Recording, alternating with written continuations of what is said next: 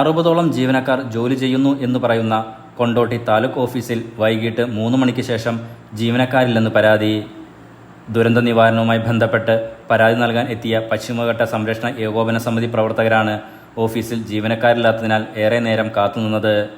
ആ സമയത്ത് ഒരു വനിതാ ജീവനക്കാരി മാത്രമേ ഉള്ളൂവെന്നും അവർ താനെന്ത് ചെയ്യുമെന്ന് പറഞ്ഞ് കൈമലർത്തുകയാണ് ഉണ്ടായതെന്നും സമിതി പ്രവർത്തകർ പറയുന്നു. ഒടുവിൽ പ്ലക്കാർഡ് പിടിച്ചുകൊണ്ട് താലൂക്ക് ഓഫീസിന് മുൻപിൽ പ്രതിഷേധം രേഖപ്പെടുത്തിയാണ് ഇവർ മടങ്ങിയത്. ബന്ധപ്പെട്ട വകുപ്പ് മേധാവികൾക്ക് ഉടൻ തന്നെ ഫോൺ മുഖാന്തരം പരാതികൾ വിളിച്ചു പറഞ്ഞതായി സംഘത്തിലുണ്ടായിരുന്ന പ്രമുഖ മനുഷ്യാവകാശ പ്രവർത്തകൻ അഡ്വക്കേറ്റ് PA പൗരൻ അറിയിച്ചു. വാർത്താസമ്മേളനത്തിനാണ് ഇവർ ഇക്കാര്യം അറിയിച്ചത്. പ്രതിഷേധവും പ്ലക്കാർഡുമേന്തിയ ബാനറുകളും കൊണ്ടാണ് ഇവർ വാർത്താസമ്മേളനത്തിന് എത്തിയത്. പശ്ചിമഘട്ട സംരക്ഷണ സമിതി ഏകോപന സമിതി പ്രവർത്തകരായ പ്രശസ്ത കവയിത്രി ബൽക്കീസ് ബാനു, മുസ്തഫ മമ്പാട്, മജീദ് മുല്ലഞ്ചേരി, ശിവദാസൻ, അസ്കർ എന്നിവരും കാര്യങ്ങൾ വിശദീകരിച്ചു.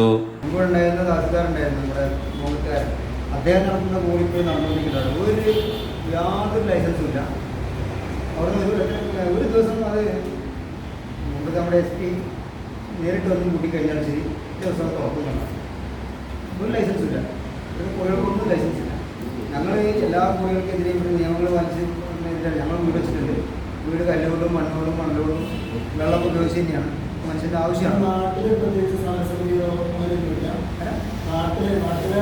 അവരുണ്ടായിരുന്നല്ലോ